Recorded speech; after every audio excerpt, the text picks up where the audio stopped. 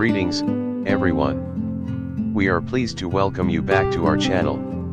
In today's discussion, we will delve into a topic that is both intriguing and frequently misinterpreted: the concepts of breakout and breakdown in the stock market.